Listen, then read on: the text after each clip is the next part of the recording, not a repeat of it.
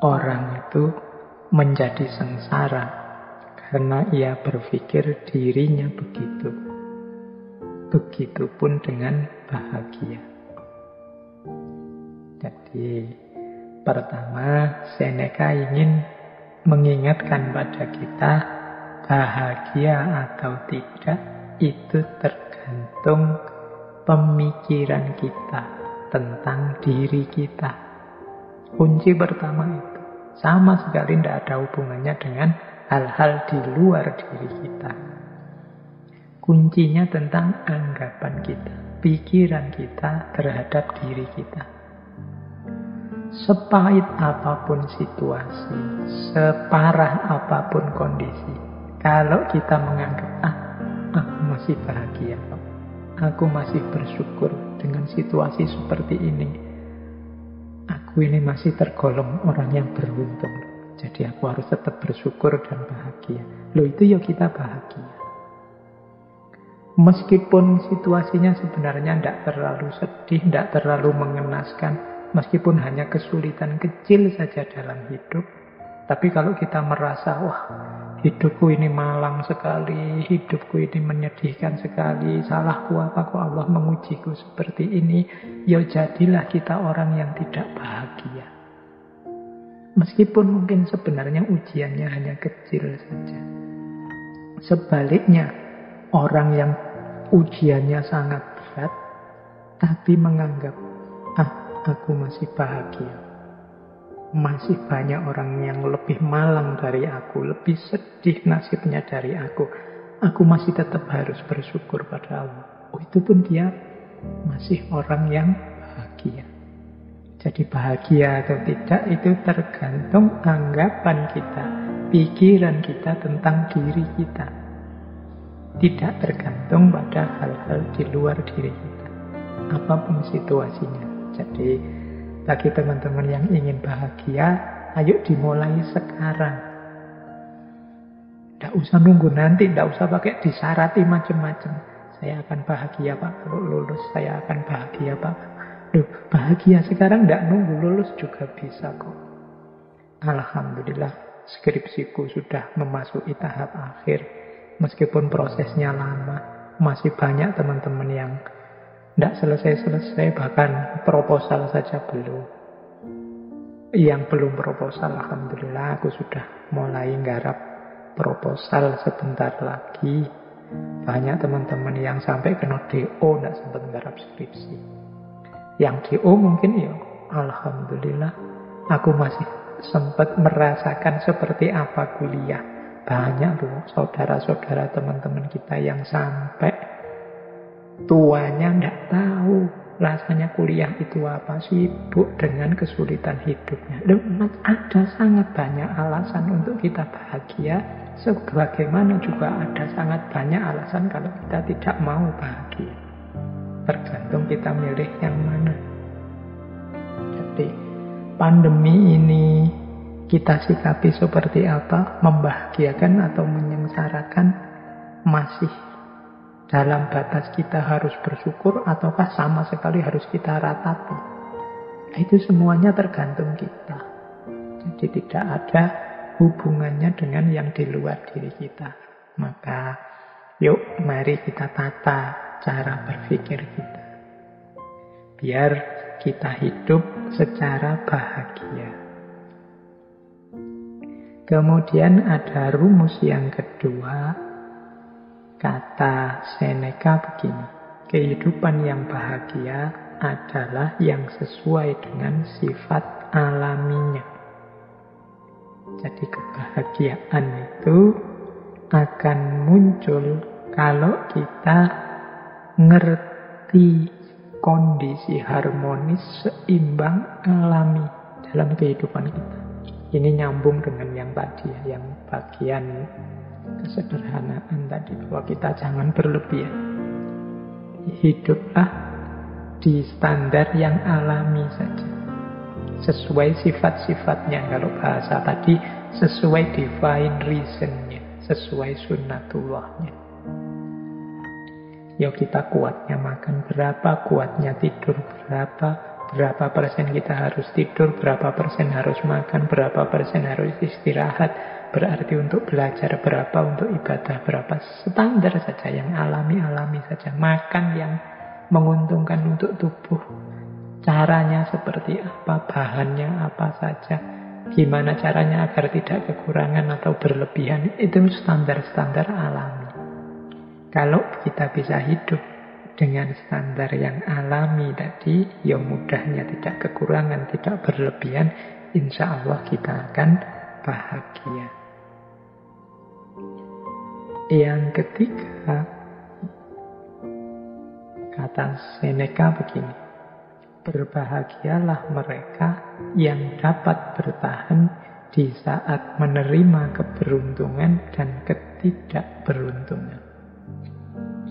Jadi, mental ketiga yang melahirkan kebahagiaan adalah penerimaan.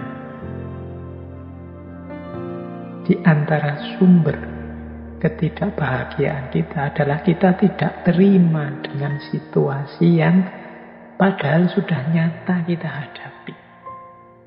Kita tidak mau ngaku, kita tidak mau menerima bahwa oh iya, sekarang memang situasinya seperti ini. Oh iya, sekarang memang kondisinya begini. Mari kita terima dulu kenyataan hidup. Kalau orang Jawa menyebut kasunyatan. Mari kita terima dulu apapun situasi yang memang sudah jelas kita hadapi. Ini akan membuat kita bahagia. Bahwa untuk selanjutnya, wah saya harus mengubahnya jadi lebih baik. Saya harus memperjuangkannya agar lebih berkualitas, monggo.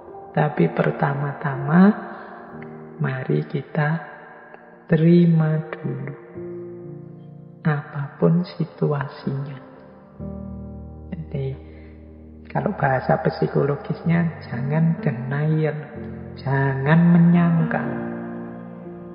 Kalau memang faktanya sudah terjadi, bukti nyatanya sudah kelihatan, yuk kita terima. Biar tidak gelisah jiwa kita, tidak bingung.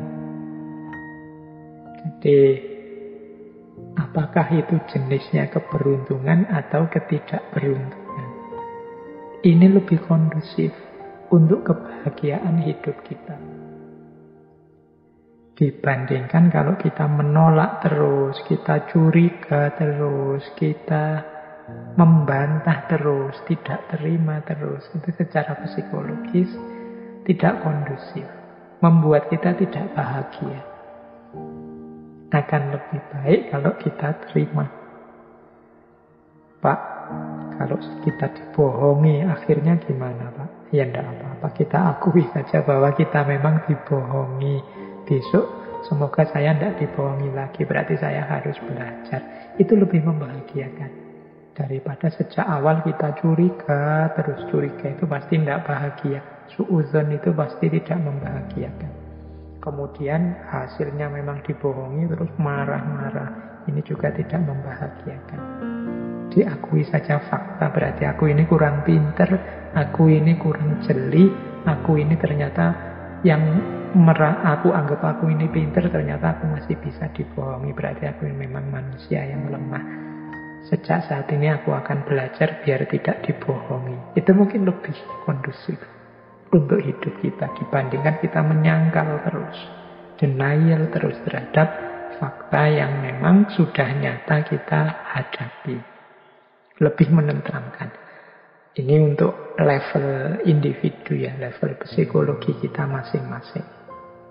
Mungkin kalau nanti urusannya beda, mungkin level sosial atau politik atau ekonomi logikanya mungkin berbeda, tapi untuk kenyamanan kebahagiaan hidup kita, penting bagi kita untuk mengakui dan menerima situasi yang kita hadapi, baik bentuknya keberuntungan maupun ketidakberuntungan.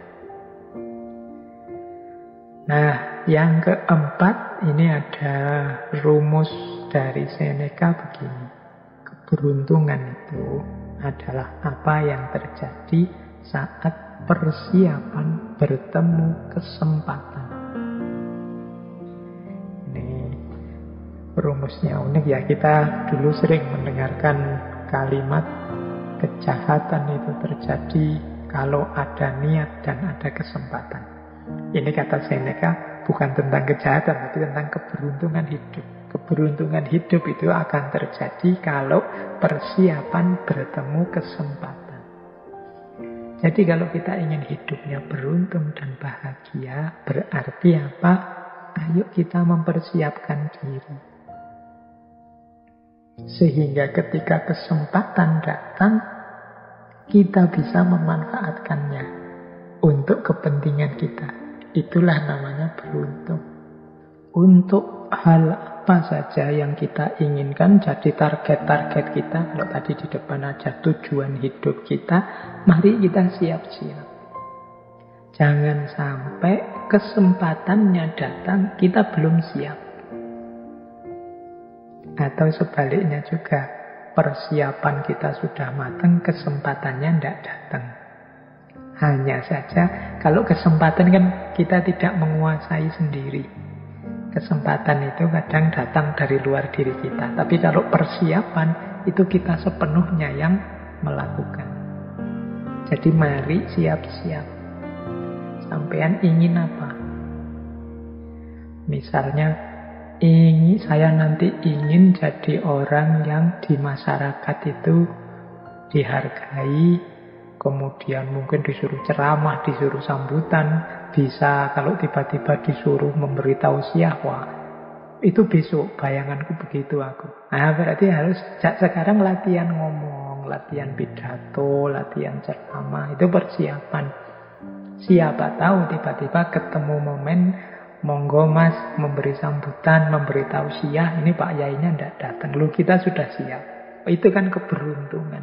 Begitu tampil, wah ternyata luar biasa, besok diundang bicara lagi. Ya, itu namanya keberuntungan. Ketika persiapan ketemu kesempatan.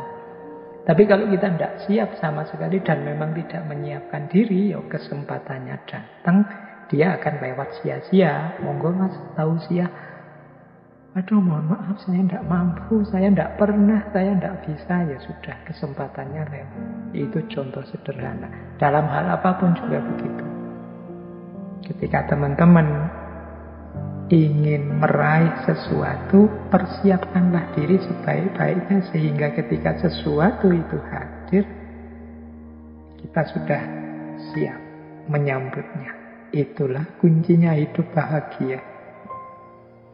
Jadi beruntunglah kita yang ketika kesempatan datang kita sudah siap. Ini diantara rumusnya kebahagiaan. Berarti sehubungan dengan target-target hidup kita, keinginan-keinginan kita, kita harus mempersiapkan diri untuk menghadapinya, mengelolanya begitu kesempatannya datang. Karena keberuntungan itu terjadi ketika persiapan bertemu kesempatan. Jadi ada 4 rumusnya kebahagiaan. Kalau versinya Seneca, yang pertama, pikiran kita tentang diri kita jadi kunci bagi kebahagiaan kita. Yang kedua, hidup yang alami, tidak berlebihan, tidak kekurangan, sesuai sunnatullahnya, akan lebih membahagiakan.